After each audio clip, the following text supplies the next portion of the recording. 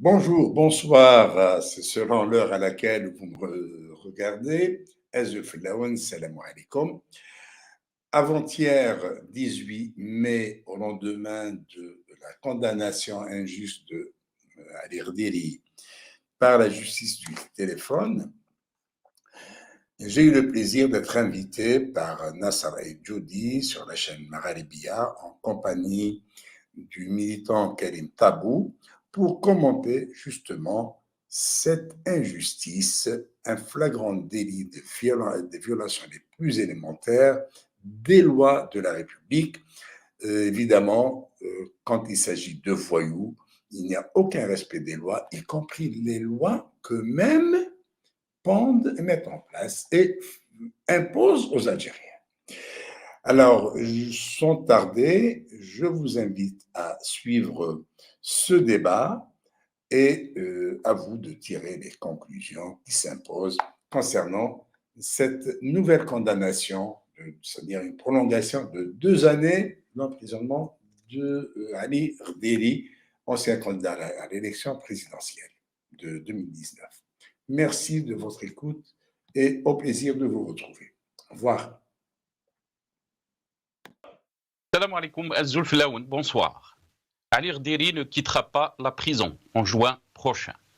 L'ancien candidat à l'élection présidentielle de 2019 a vu sa peine de 4 ans de prison ferme alourdie par la cour d'Alger. Le verdict est tombé tard dans la nuit de mardi le 16 mai. Le général-major à la retraite a écopé de 6 ans de prison ferme assorti de sa privation de ses droits civiques et politiques pendant 10 ans. Le parquet avait requis une peine de 10 ans de prison ferme, accusé d'atteinte au moral de l'armée en temps de paix. Ali Rderi a été arrêté en juin 2019 et incarcéré depuis, jugé en première instance devant le tribunal de Dal Beida en septembre 2021. Il a été condamné à 4 ans de prison ferme, peine confirmée en appel en janvier 2022. Il devait purger sa peine le 12 juin prochain. L'aggravation de sa condamnation, alors que tout le monde attendait sa libération, est un très mauvais signal. Le pouvoir que représente Tebboune Chengriha se réduit à mesure que passent les jours. Les prisons se remplissent encore de détenus d'opinion. La machine judiciaire crache les verdicts arbitraires tous les jours, laissant aux citoyens le goût d'une justice qui n'en est pas une.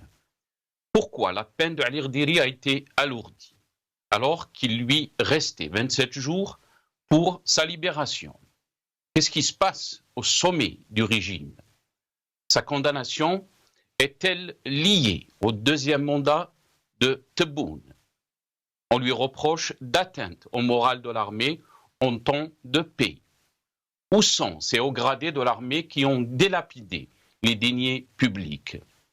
Les hauts gradés en poste ou en retraite qui ont abusé de leur position pour s'enrichir. Pourquoi on ne les a pas jugés?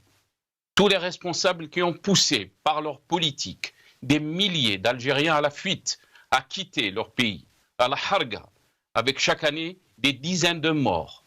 Pourquoi on ne les a pas jugés pour atteinte au moral des Algériens et à leur vie?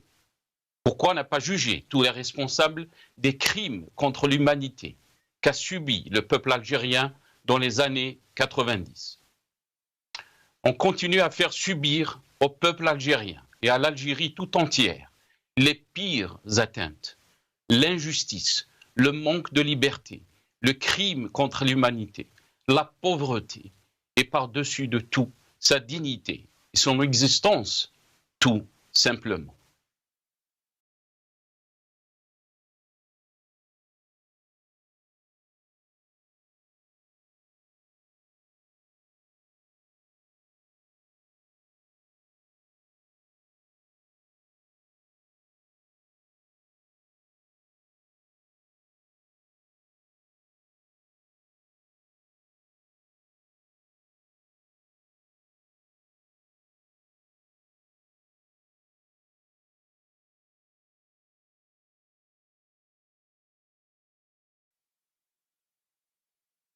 Ali Rdiri condamné à 6 ans ferme, un procès politique. Point d'interrogation, c'est le titre de notre émission pour ce soir. Et pour en parler, j'aurai le plaisir d'accueillir dans cette émission M. Hicham Aboud, qui est journaliste.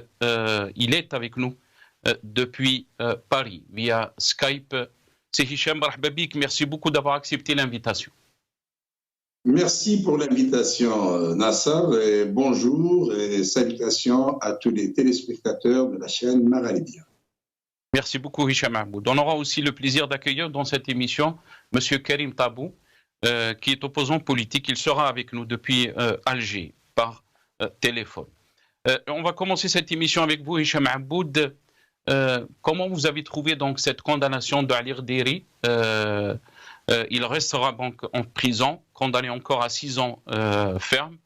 Il a passé 4 ans. Pourquoi, d'après vous?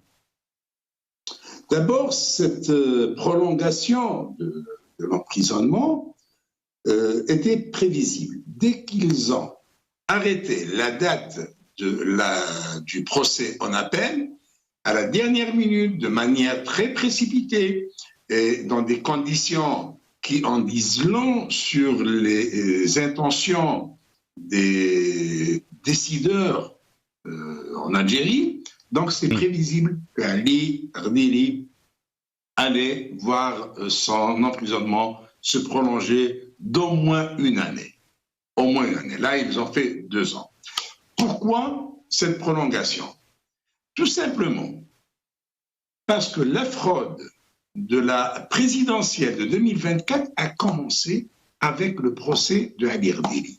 Ali Rdiri est le seul prisonnier politique en Algérie, puisque c'est un ancien candidat à la présidentielle de 2019, et c'est un homme qui a quand même des convictions politiques. Il n'est pas venu à la politique de manière fortuite. C'est un ancien officier qui est titulaire d'un diplôme en sciences politiques et en relations internationales. Ceci en outre ses diplômes universitaires et militaires. Donc c'est un intellectuel. Ali Rdiri est arrivé à la politique comme tout Algérien qui croit en l'Algérie, qui a des convictions pour servir l'Algérie, et ces convictions ont été forgées dans l'institution militaire à laquelle adhéraient les Algériens dans les années 70 par conviction et non pas par mercantilisme ou par je sais quel esprit. Dans les années 70, Rdiri s'était engagé dans l'armée algérienne en 73 ou 74, parce que, comme beaucoup d'Algériens qui s'étaient engagés à l'époque, c'est tous des universitaires, s'étaient engagés par conviction parce que l'armée algérienne était le cadre idéal pour servir l'Algérie. L'armée algérienne, dans ces années 70, n'était pas une armée cantonnée dans les casernes ou sur les frontières. C'était une armée qui construisait la transsaharienne qui allait d'Alger jusqu'aux frontières du Niger et aux frontières du Mali. Elle construisait le barrage vert, elle construisait des routes, elle construisait des villages agricoles et elle soignait les Algériens dans les zones déshéritées. Voilà ce que c'était l'Algérie et voilà pourquoi des Algériens par milliers avaient adhéré à cette armée. Le jour où il a quitté cette armée, Rdiri avait donc suffisamment de conviction pour servir l'Algérie, maintenant en dehors du cadre militaire. Ayant constaté la désertification de la scène politique algérienne préméditée par le régime en place, il s'est porté candidat à la présidentielle. Et, mais avant de se porter candidat à la présidentielle, excuse-moi, je termine. Rdiri, comme il était directeur du personnel, des ressources humaines au ministère de la Défense, il connaît tout ce personnel militaire, puisque durant 15 années, il avait leur dossier. C'est-à-dire à chaque promotion, à chaque radiation, à chaque recrutement, tout passait par lui. Il connaissait sur le bout des doigts la composante du commandement militaire algérien. Par conséquent, avec lui, on ne va pas jouer, on ne va pas chercher à le manipuler. Et c'est pour cette raison qu'il constitue un véritable danger pour ce régime politico-militaire qui n'accepte pas des hommes qui les connaissent, parce qu'eux, ils agissent toujours à l'ombre, qui n'acceptent pas des hommes dont la probité morale est intacte et dont l'intégrité morale aussi est intacte. Ali Rdiri est le seul général à être en prison, non pas pour vol, non pas pour abus de confiance, non pas pour corruption, non pas pour malversation financière. Il est en prison parce qu'il représente un danger réel pour ces militaires qui dirigent derrière le rideau tout épi pour le mener vers la catastrophe. Mais ceux qui ont dit, Hicham Aboud, a été donné au cours de son procès. Hicham Aboud, par rapport à la lettre qui a écrite donc en 2018, bien sûr qu'il a titré Lettre à nos aînés. Sa lettre était publiée en 2018, je pense que c'était le mois de mars. Est-ce que vous pensez que c'était le tournant, Hicham Aboud, parce qu'il y avait un acharnement du clan, si on peut dire, du clan Feu Gaïd Saleh. Mais est-ce que Rdiri faisait partie d'un autre clan aussi? Non, on ne peut pas dire que Rdiri faisait partie d'un clan, parce que s'il y a un clan auquel on pouvait c'est-à-dire accoler le nom de Rdiri, c'est celui de Toufik Nzar qui était en guerre avec Gaïd Saleh. Or, aujourd'hui, ce Toufik Nzar ont fait sortir de prison tous leurs acolytes, à commencer par Djebar Menna, général Hassan qui a purgé sa peine de 5 ans, il lui organise un procès en cassation pour qu'il soit par la suite lavé de toute accusation. Melzi qui a purgé 3 ans et après on annule sa peine. Tous leurs pions et tous leurs affidés ont été libérés. Rdiri donc n'avait aucune relation avec ni Toufik, ni Nzar, ni Gaïd Saleh. Le cas de Rdiri pose le problème des électrons libres. Rdiri agit en électrons libres. Il n'est ni avec tel clan, ni avec tel autre clan. Et ça, c'est très difficile à vivre en Algérie. Je sais ce que c'est par expérience, puisque tout ce que j'ai subi comme problème depuis que j'étais en Algérie, c'est parce que je ne me suis appuyé sur aucun clan, et aucun clan n'acceptait, ne pouvait composer avec moi, sachant que je suis un homme libre. C'est le cas de Rdiri. Il a cette image de Bouaza, elle est très mal placée ici parce qu'il fait partie des gens qui ont mené l'Algérie vers le chaos. Et cet homme, c'est un véritable ennemi de l'Algérie. Il a joué avec des clans, il a voulu jouer pour lui-même. C'est pour ça il est en prison, bien sûr. Il est en prison actuelle. Pour revenir à Rdiri, donc, cet homme, d'abord, il les connaît. Deuxièmement, il est intègre. Il est d'une probité morale intacte.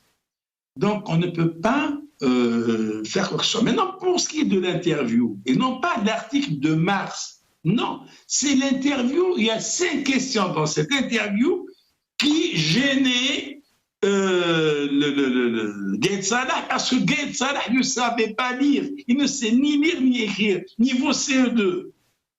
Il n'a pas compris le message de Rdiri. Et d'ailleurs, au cours du procès, on demande à Rdiri s'il demandait à l'armée d'intervenir. Il dit non, jamais demandé à l'armée d'intervenir. C'est-à-dire qu'on voulait lui coller cette étiquette de putschiste. Or, le bonhomme, il n'a rien à voir avec ça.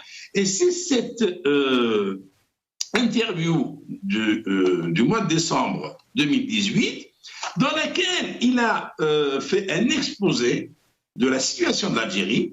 2 mois plus tard, on a vu le résultat sur le terrain. Ce n'est pas Rdiri qui a fait bouger les Irak. Au contraire, parce que ça bouillonnait, et ça a fini par exploser. Rdiri avait demandé à ce que le régime prenne des choses prennent les devants pour éviter toute explosion. Et il leur a demandé de quitter la scène pacifiquement, tout simplement. Et là je le cite, Hicham Aboud. Je reste convaincu, écrivait-il 3 mois avant le début du Hira, que vous êtes les seuls, tant qu'il est encore temps, à pouvoir changer le cours des choses avant que le feu ne prenne. Je vais revenir à vous, Hicham Aboud, parce qu'on a été rejoint par Karim Tabou, qui est avec nous depuis Alger. Karim Tabou, bonsoir, merci beaucoup d'avoir accepté l'invitation. Marhaba bik, c'est Karim. Ahlan wa sahlan, masa al-khair. Bonsoir Nassar, bonsoir c'est Hicham. Très heureux de participer à ce débat. Merci beaucoup, Karim Tabou. Très heureux aussi de vous avoir dans cette émission. Karim Tabou, comment vous avez pris donc cette prolongation de la prison pour Ali Rdiri, pardon, j'essaie de retrouver mes mots, de Ali Rdiri. Comment vous avez donc reçu cette condamnation, une double condamnation entre guillemets si on peut dire, mais aussi avant de vous donner la parole, Karim Tabou, on va juste écouter les déclarations de Ali Rdiri juste au début du Hirak. On l'écoute. وعتب على كلمة حراك. أنا بالنسبة لي ثورة ليس بحراك. وثورة امتداد لثورة نوفمبر، امتداد لبيان نوفمبر الذي نص حرفيا وضمنيا على جمهورية ديمقراطية اجتماعية. وقلت أن أبانا وأجدادنا حققوا المرحلة الأولى، هي تحرير البلاد بالسلاح. ضيعت الجزائر 1.5 مليون شهيد، ولكن أخفقوا في بناء الدولة الديمقراطية. قلت هذه الثورة أتت كامتداد للثورة الأولى لتحقيق ما لم يحقق، أي تحرير الجزائري وإعطائه صفة المواطن. صفة المواطن أنه يكون كلمته حرة، أن يكون عدالة، أن تكون مساواة، أن يكون يعيش بما تعطيه البلاد من خيرات. هذه هي. طيب. Ça, c'était les déclarations d'Ali Rdiri qui l'a qualifié le Hirak de vraie révolution. Karim Tabou, je vous laisse la parole. Donc, Tfadal Sikar. Enfin, je dois commenter 2 questions distinctes, différentes. La première, c'est le verdict qui a été prononcé. Mais au-delà de son aspect technique, le procès en lui-même soulève la question de fond. Parce que nous avons un général et nous avons un appareil judiciaire.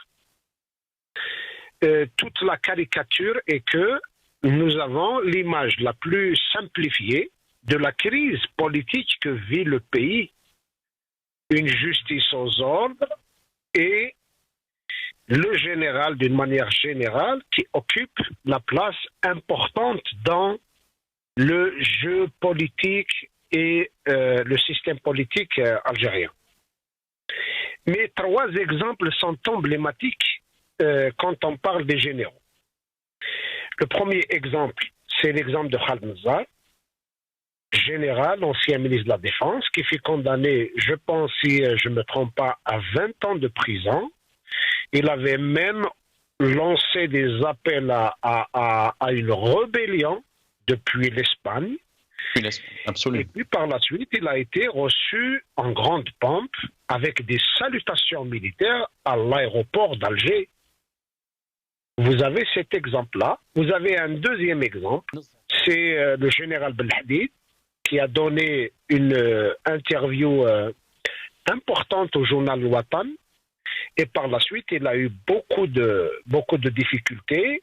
Il était malade. Malgré cela, il a été emprisonné dans des conditions très dures, très difficiles.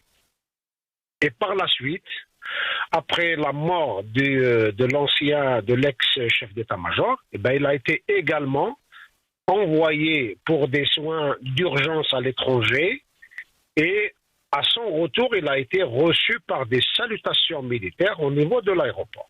Le troisième exemple, justement, de ces exemples emblématiques, c'est le cas Rdiri.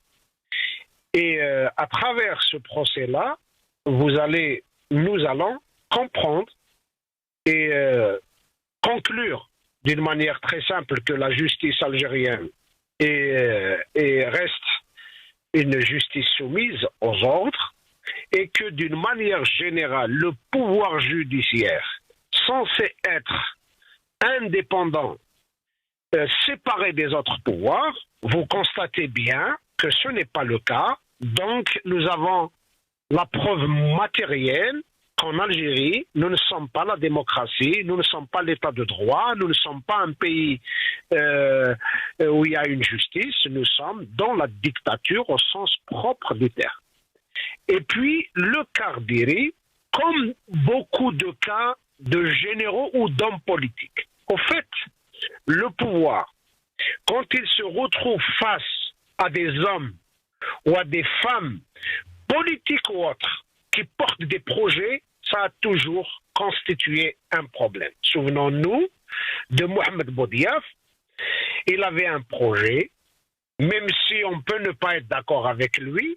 J'en suis un des militants qui n'a jamais été d'accord sur la manière dont il est devenu chef de l'État, les décisions qu'il avait prises et qu'il avait validées et qui sont prises par les militaires de l'époque, etc.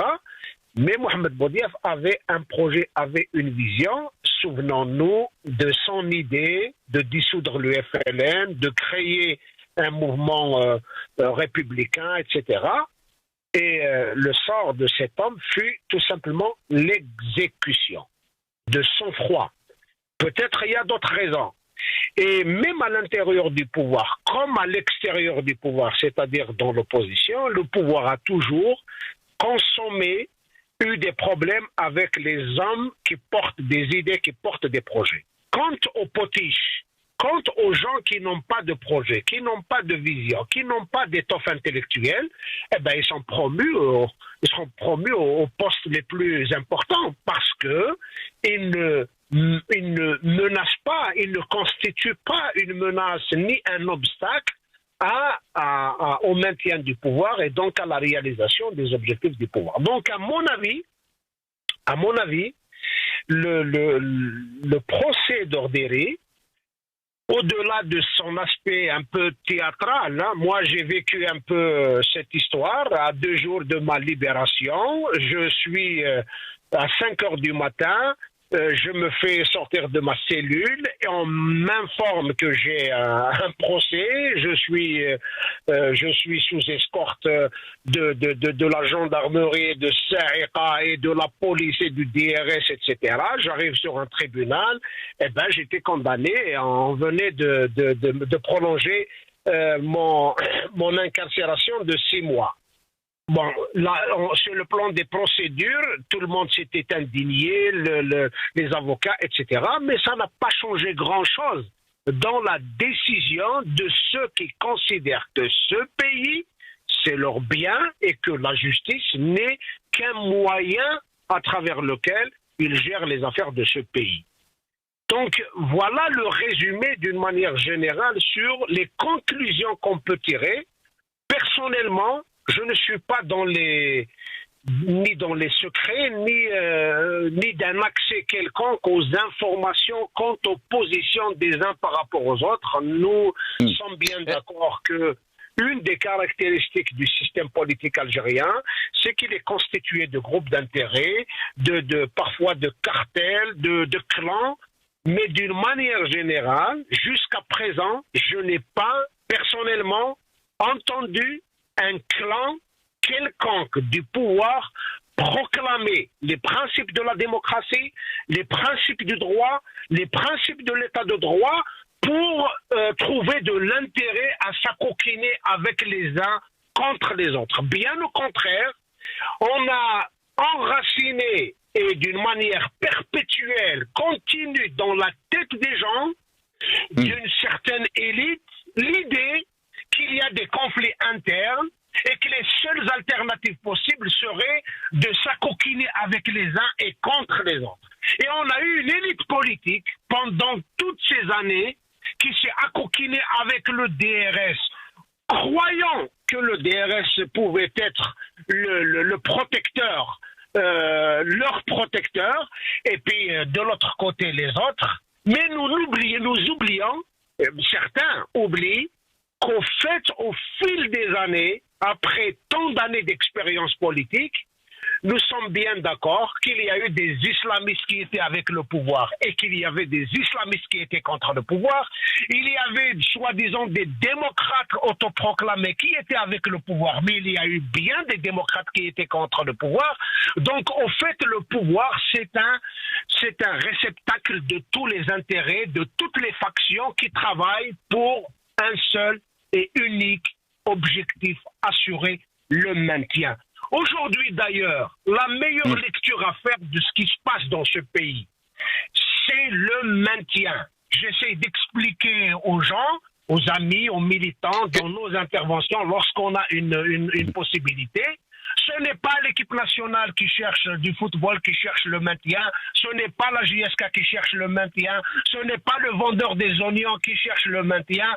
C'est le pouvoir tout entier qui est en train de jouer le maintien. Maintenant, nous devons être capables de mener les combats, de mener cette lutte pour ne plus donner la chance à ce pouvoir de se maintenir, quelles que soient ces intrigues, ces manœuvres, ces calculs. Donc, l'essentiel... Quand vous parlez, Karim Tab, quand vous parlez de maintien, qu'est-ce que cela veut dire? Le maintien du régime, le maintien de Tebboune pour un deuxième mandat? Est-ce que vous pensez que cette condamnation de Ali Rderi ou cette prolongation de sa condamnation est liée à ce deuxième mandat, comme beaucoup d'observateurs le disent, Karim Tab? Probablement, mais je pense qu'il ne faut pas oublier, comme je l'ai dit, que les vrais décideurs s'accommodent bien de ces administrateurs improvisés en politique qui facilitent en tout cas aux cartels, aux vrais décideurs dans ce pays, le maintien. Parce qu'au fait, eux-mêmes sont une diversion politicienne et eux-mêmes est un moyen pour créer toutes les diversions politiciennes. Vous imaginez, pendant entre guillemets, le mandat de l'actuel chef de l'État, d'une certaine manière, on a été, par la contrainte, obligé, contraint de gérer cycliquement des crises, des manœuvres, des diversions, depuis la crise du lait, à la crise de la pomme de terre, à la crise de la liquidité monétaire, à la crise de ces femmes qui piquent les enfants, à la crise de l'oignon, à la crise de l'automobile. Mais le pouvoir s'accommode bien de ces bureaucrates, de ces administrateurs improvisés en politique qui continuent de faire dérouler le théâtre, qui assurent le maintien. C'est pour cette raison, nous devons dans nos débats, et je pense que le Magharibia joue un rôle important et elle doit encore le jouer davantage, remettre le vrai débat, remettre les gens dans les vrais débats. Parce que si nous nous laissons entraîner dans les luttes de clans, dans les luttes des personnes, dans la recherche de tous ces détails-là, on va oublier, on va nous glisser vers un terrain sur lequel nous ne pouvons pas jouer parce que nous ne sommes pas de bons joueurs. Le terrain de l'intrigue, de la manœuvre, de la manipulation, de la corruption, etc., nous ne sommes pas vraiment qualifiés pour ce terrain. Par contre, le terrain politique, le terrain des idées, le terrain des rappels historiques, le terrain dans lequel nous pouvons exprimer expliquer aux gens que finalement la crise de 63 et les victimes de 63 et les victimes de 80 et les victimes de 88 et les victimes de 90 et les victimes de 2001 et les victimes actuelles sont les victimes d'un même système qui a su créer de faux clivages en jouant sur les régionalismes, en jouant sur la violence, en jouant sur les manipulations politiciennes, en essayant de créer des clivages idéologiques, mais l'essentiel pour le pouvoir, organiser une élection, amender une constitution, faire une opération politicienne, tout est fait pour assurer son maintien. Nous devons accepter et être intelligents pour comprendre cela. Après la suite, certainement chacun dans ce qu'il sait faire, dans ce qu'il peut faire. On va revenir sur la question aussi de la suite, Karim Tabou. Restez avec nous. Hicham Aboud, vous avez entendu l'analyse de Karim Tabou. Tout est fait pour assurer le maintien de ce régime. Qu'est-ce qu'il a fait, Ali Rdiri, pour vous, pour mériter donc cet acharnement, entre guillemets? Est-ce qu'il était porteur de projet, comme vous l'avez dit au début de l'émission, mais aussi c'est une personne qui est sortie de l'institution militaire, sa famille est dans, son fils et sa fille sont dans l'armée, sa famille aussi, je pense que son frère aussi est dans l'armée. On l'a fait, son procès a duré jusqu'à 3 heures du matin, on a tout fait pour l'humilier. Hicham Aboud. Alors, pour lui, faut dire qu'il est issu d'une famille révolutionnaire. Mais avant toute chose, je tiens à saluer chaleureusement Karim Tabou. C'est un plaisir de participer à une émission en sa compagnie. Donc, pour Ali Rdiri, il est issu d'une famille révolutionnaire. Son papa est un ancien moudjahid. Il a 3 enfants dans l'armée. Il a 3 enfants, ce sont des officiers supérieurs. Il a un frère colonel qui est en prison depuis le mois d'août. On lui a monté une cabane. Ça, les gens ne le savent pas. Ben voilà, il faudrait qu'on le dise. Ali Rdiri est en train de subir l'arbitraire. Qu'a fait Ali Rdiri pour mériter tout ça? Ali Rdiri a accordé une interview au quotidien Al-Watan pour exprimer une opinion. Cette opinion est garantie, la liberté de l'opinion est garantie par l'article 50 de la Constitution. Ali Rdiri a exprimé cette opinion dans un journal, donc la liberté de la presse est également garantie par la Constitution. En dehors de cela, qu'est-ce qu'on peut lui reprocher? On a essayé de lui monter aussi une cabane en l'accusant d'intelligence avec force étrangère. Puis bon, ils ont vu que c'est cousu de fil blanc, c'est trop gros comme couleuvre, c'est pas facile à avaler. Et donc, on s'en est arrivé à entreprise à fragiliser le moral de l'armée. Est-ce que vous pensez qu'une interview dans le quotidien Le Watan, dans laquelle un homme, général ou pas, exprime une opinion, ça peut fragiliser le moral de l'armée? Eh bien, cette armée pour laquelle on dépense 18 milliards de dollars par an pour son armement, pour son entretien, et elle n'apporte rien du tout en contrepartie, si son moral est si fragile que cela, eh bien, on n'a que faire de cette armée. Le commandement de cette armée doit rentrer chez lui. D'ailleurs, c'est un commandement grabataire. Ce sont des vieux schnorrs qui refusent de rentrer chez eux. Et il n'y a qu'à voir l'âge de Shengeliha, de Ben Ali et de tous ces vieux schnorrs qui sont au commandement militaire. Ça fait une honte de les voir en face de leur père étranger. Donc, Ali Rdiri, s'il a quelque chose, on a quelque chose à lui reprocher, c'est d'avoir bravé et défié un commandement militaire qui veut continuer à gérer la vie politique algérienne par des hommes incapables, incompétents et qui n'ont même pas le courage de s'afficher. Ils veulent gérer derrière le rideau en ramenant des marionnettes, tel le cas de Tebboune. Donc le problème de Rdiri est là.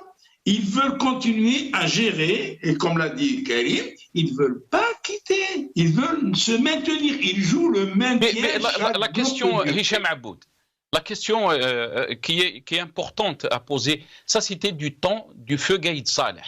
Et on sait les rivalités qu'il y avait entre Gaïd Saleh et Toufiq Nezzar. Karim même a rappelé ce qu'a fait Nezzar depuis l'Espagne, qui a appelé, entre guillemets, un coup d'État de l'armée. Et même, il a été condamné à 20 ans de prison en son absence. Comment il a été traité?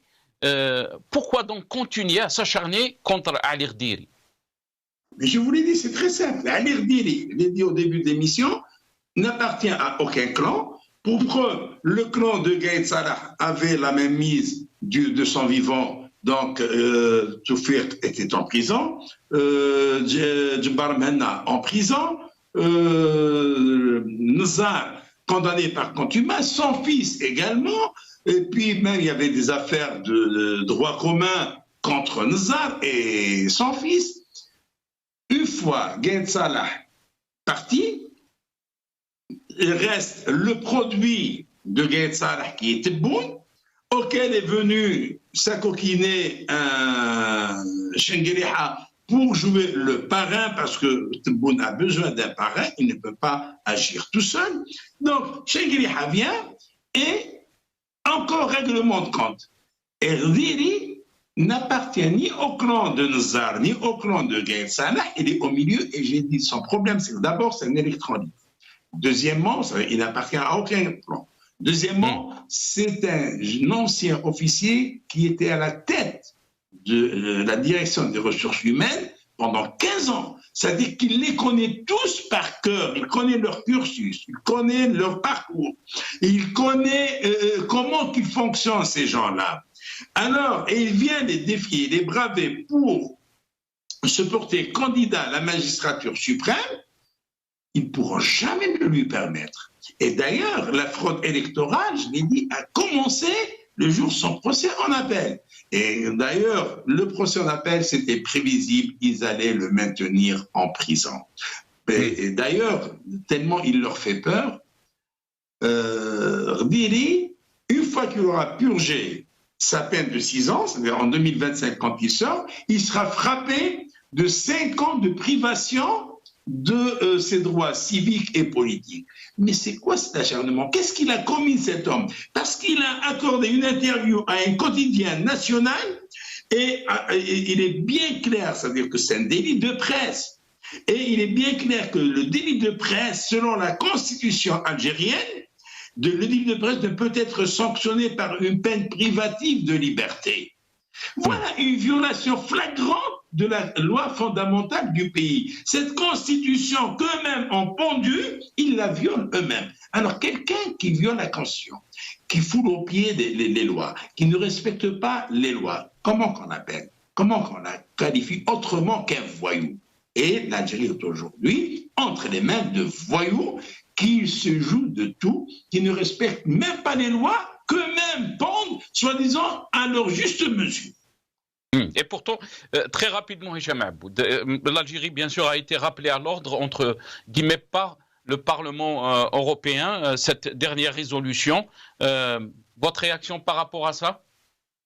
Eh bien, c'est une résolution qu'on attendait depuis longtemps parce que le Conseil des droits de l'homme de l'ONU, le Haut Commissariat des droits de l'homme de l'ONU, le Conseil des droits de l'homme de l'Union européenne, le Parlement européen ne disent rien, n'ont pas branché sur toutes les violations des droits humains que subissent les Algériens au quotidien et à travers tout le territoire national. Maintenant qu'il y a une résolution qui les appelle à respecter tout simplement, ils les ont ni condamnés ni rien du tout, à libérer, d'abord ils appellent à libérer Qadi Hassan, c'est comme si Qadi Hassan n'était pas en prison. Et ils leur demandent de libérer les détenus d'opinion et de respecter la liberté de la presse. Ce sont des résolutions raisonnables et réelles. C'est-à-dire, ce qui se passe en Algérie, c'est réel. Et quand on voit cette levée de bouclier des affidés du pouvoir pour dire qu'il y a ingérence, que l'Algérie est un État souverain, oui, l'Algérie est un État souverain, ça ne veut pas dire qu'une bande de voyous dispose du peuple algérien comme elle l'entend. Un État souverain ne signifie pas que des gens qui n'ont aucune légitimité, ni historique, ni révolutionnaire, ni populaire, viennent faire du peuple algérien ce qu'ils veulent. Non, c'est pas ça la souveraineté. La souveraineté signifie qu'il y a droit au peuple algérien, droit à la liberté, droit à l'expression, droit à la liberté d'opinion. Voilà ce que c'est la souveraineté pour l'Algérien. Et non pas écraser l'Algérien, remplir les prisons de militants et de contestataires, ou bien les condamner à l'exil, ou bien multiplier les condamnations et les mandats d'arrêt internationaux. C'est pas ça. Restez avec nous. La souveraineté Hicham. pour l'Algérie. Restez avec nous. Karim Tabou, je vais revenir à vous. Si Ali Rderi subit tout ça, donc qu'est-ce qu'on peut dire, alors que lui, il a dédié sa vie à l'armée, on parle de plus de 40 ans de sa carrière donc, dans cette institution militaire. Qu'est-ce qu'on peut dire d'un civil, d'un opposant comme vous, Karim Tabou, ou d'autres opposants qui essayent donc de changer la donne en Algérie pacifiquement par leur combat politique? Est-ce que ce régime est devenu fou, Karim Tabou?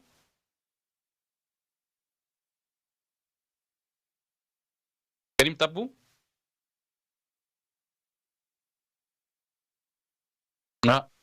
On m'a dit qu'on a perdu Karim Tabou. On va revenir. On va vous montrer cette vidéo, bien sûr, juste pour faire rappeler. Donc, on va écouter, on va regarder cette vidéo. Espérons avoir Karim Tabou très rapide.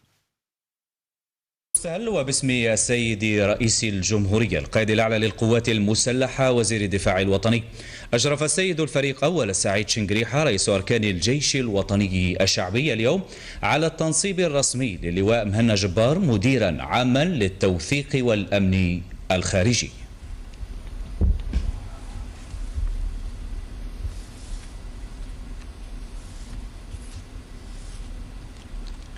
باسم السيد رئيس الجمهورية القائد الأعلى للقوات المسلحة وزير الدفاع الوطني ووفقا للمرسوم الرئاسي المؤرخ في أول سبتمبر 2022 ونصب رسميا اللواء مهنا جبار مديرا عاما للوثائق والأمن الخارجي خلفا للواء عبد الغني رشدي، وعليه أمركم بالعمل تحت سلطته وطاعة أوامره وتنفيذ تعليماته بما يمليه صالح الخدمة تجسيدا للقواعد والنظم العسكرية السارية وقوانين الجمهورية ووفاء لتضحيات شهدائنا الأبرار وتخليدا للقيام ثورتنا المجيدة. Donc ça c'était la nomination de Djabbar Mhenna à son poste. Karim Tabou, je pense qu'il est avec nous. Karim Tabou, est-ce que vous êtes avec nous? Oui, je vous entends. Désolé, on vous a perdu, donc je vous ai posé la question, mais je pense que vous ne l'avez pas entendu. Si on s'acharne de cette façon contre Ali Rderi Karim Tabou, qui a passé donc sa vie, qui a dédié sa vie à l'armée algérienne, à cette institution militaire, qu'est-ce qu'il en est pour un civil comme vous, un opposant politique qui essaie de changer donc la donne pacifiquement en Algérie avec tous les opposants politiques, ceux qui étaient impliqués avec le Hirak? Est-ce qu'on est arrivé à un point de dire que ce régime, que ce pouvoir est devenu fou? En tout cas, on ne peut que nous indigner, dénoncer un tel acharnement, un tel harcèlement judiciaire à l'égard de n'importe quelle personne, et surtout quand il s'agit d'une personne qui exprime une opinion politique. Mais en tout cas, retenez la chose suivante. Il y a des gens à qui on pose une question et il répond. C'est parce qu'il a les aptitudes à comprendre la question et il a les aptitudes à répondre. il y a des gens à qui on prépare les questions et on prépare les réponses. Cela pose le vrai problème justement de cette engeance de politicard, de cette engeance de carriéristes administrateurs improvisés en politique qui deviennent les instruments de la manipulation, voire de la domination politique. C'est-à-dire que le pays, jamais il a atteint ce niveau de bassesse, de médiocrité. Nous sommes devenus un phénomène à étudier dans l'histoire. Ce pays va être inscrit dans les annales des choses bizarres dans le monde. C'est la réalité, c'est le résultat de la gestion par un système politique qui a considéré que le seul intérêt serait d'assurer un minimum de survie aux Algériens par une logique rentière et assurer les arrières, le maintien du pouvoir pour tirer tous les bénéfices, tous les avantages et toutes les richesses du pays. Face à un système politique qui a une telle attitude, son attitude à l'égard des valeurs, son attitude à l'égard de l'histoire, son attitude à l'égard de la politique, son attitude à l'égard de la jeunesse, à l'égard du temps, et la même attitude qu'il a à l'égard du mchoui et du couscous, il n'a de souci que la consommation. Qu'attendez-vous d'un tel système lorsque vous imaginez que nous sommes dirigés par un système politique qui a été capable de faire toutes les inepties politiques qui puissent exister. Mais Karim Tab, parce qu'il ne me reste pas beaucoup de temps, j'aimerais avoir votre aperçu, votre analyse aussi par rapport à la question que vous avez posée, qu'on doit poser les vrais problèmes, les vrais débats. La question qu'on doit poser aussi, il est où cette élite, le rôle de l'élite face à cette catastrophe, face à cette situation que nous vivons en tant que peuple, mais en tant que pays, Karim Tab.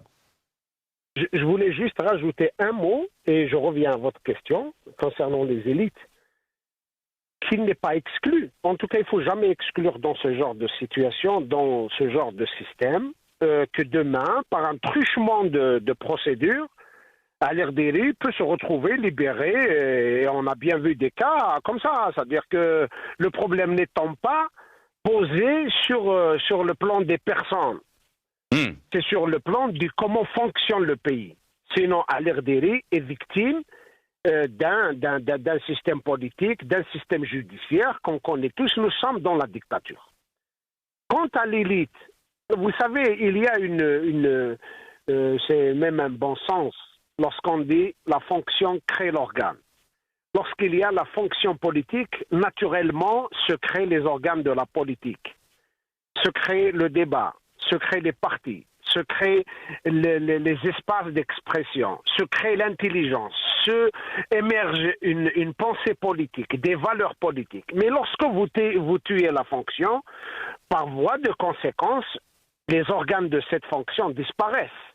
Donc nous sommes dans un pays où le débat est fermé, l'espace est occupé, et il est interdit, et tout est soumis à la seule logique de surveillance permanente d'un peuple par un pouvoir qui se sait lui-même incapable de gérer le pays en dehors des recours permanents à la violence, à la surveillance du peuple, à la surveillance des élites, et donc ne pas trop faire porter de responsabilité à l'élite qui ne trouve même pas de moyens d'expression. Toutefois, il incombe à nous, modestement, à nous militants, à nous citoyens, à nous qui aimons ce pays, notre pays, à nous qui avons une seule raison de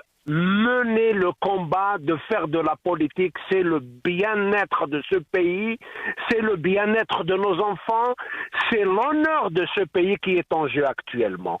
Au-delà même de toutes les démagogies, de tous les slogans, l'honneur de l'Algérie est en jeu. L'honneur de notre pays est en jeu. Nous devons être capables de mener ce combat.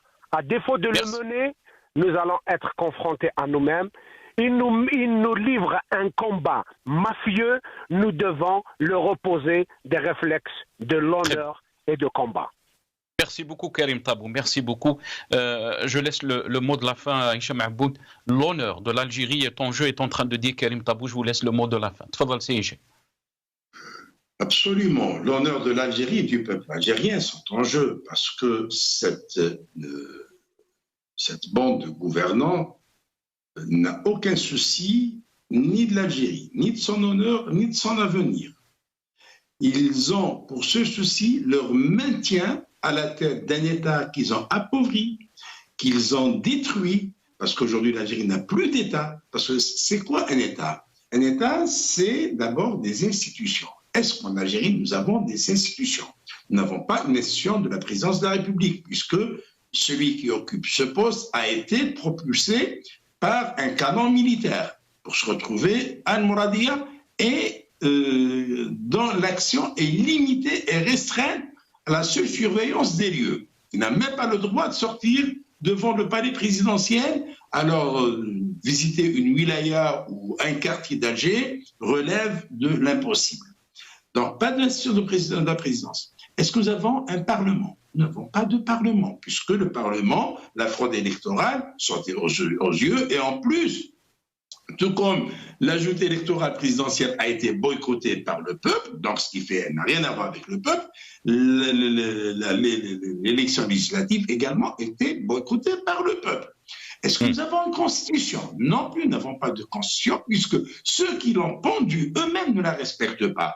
Et c'est pour cette raison que le peuple algérien a boycotté le référendum sur cette constitution. Donc nous n'avons absolument rien. Nous avons une institution militaire qui est entre les mains d'un commandement militaire assoiffé de pouvoir, incapable de gérer l'institution militaire elle-même, et un commandement militaire incompétent, lâche, parce qu'il n'a pas le courage de s'afficher publiquement et de dire « c'est moi qui gouverne, c'est moi qui dirige ». Merci. Des militaires lâches, ça ne peut que déshonorer l'Algérie.